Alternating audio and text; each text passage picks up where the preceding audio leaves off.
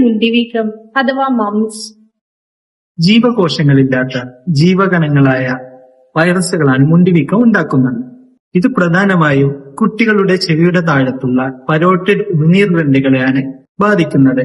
ഇതിനാൽ ആ ഭാഗത്ത് മുഖം വീർക്കപ്പെടുന്നു.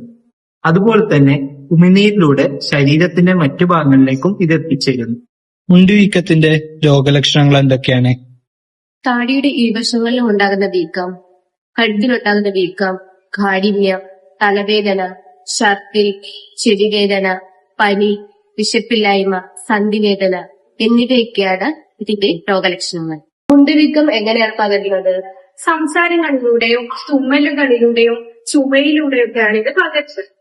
ഈ കളി സ്കൂളുകളിൽ നിന്നും ഡേ കെയർ സെന്ററുകളിൽ നിന്നൊക്കെ ഇത് പകരാനുള്ള സാധ്യത വളരെയധികം കൂടുതലാണ്. മുണ്ടിവീക്കം വന്നാൽ നമ്മൾ എന്തൊക്കെ ശ്രദ്ധിക്കണം? ആവശ്യത്തിനുള്ള വിശ്രമം എടുക്കുക, നമ്മൾ ധാരാളമായിട്ട് വെള്ളം കുടിക്കുക, പോഷക സമൃദ്ധമായ ആഹാരം കഴിക്കുക, കുട്ടികളെ കൊണ്ട് കട്ടി കുറഞ്ഞ ഭക്ഷണം കഴിപ്പിക്കുക. രോഗലക്ഷണങ്ങൾ കണ്ടാൽ അടുത്തുള്ള പീഡിയാട്രിഷനെ ഉടനെ സന്ദർശിക്കണം. മുണ്ടിവീക്കം എത്ര ദിവസം വരെ നീണ്ടു നിൽക്കും? 10 മുതൽ 12 ദിവസം അല്ലെങ്കിൽ 2 ആഴ്ച വരെ മുണ്ടുവീക്കം നീണ്ടു നിൽക്കാവുന്നതാണ്. പ്രതിരോധ മാർഗങ്ങൾ എന്തൊക്കെ?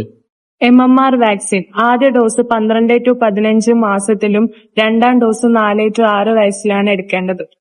മറ്റുള്ള ആളുകളിലേക്ക്, പ്രത്യേകിച്ച് കുട്ടികൾക്ക് രോഗം പകരാതിരിക്കാൻ എന്തൊക്കെ മുൻകരുതലുകൾ നമ്മൾക്ക് സ്വീകരിക്കാം?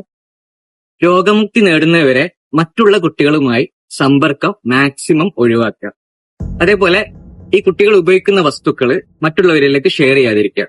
കൈകൾ എല്ലാ സമയത്തും സോപ്പിട്ട് വൃത്തിയായി കഴുകുക. സാനിറ്റൈസർ കുട്ടികൾ യൂസ് ചെയ്യാൻ പഠിപ്പിക്കാം.